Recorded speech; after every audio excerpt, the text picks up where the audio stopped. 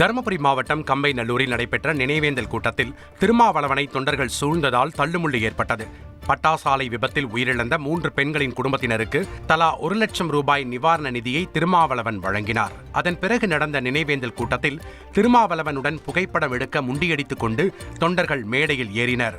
பாரம் தாங்காமல் மேடை கீழே சரியும் நிலை ஏற்பட்டது. அப்போது பாதுகாப்பு பணியில் இருந்த போலீசார் தொண்டர்கள் கூட்டத்தில் இருந்து திருமாவளவனை மீட்டனர்.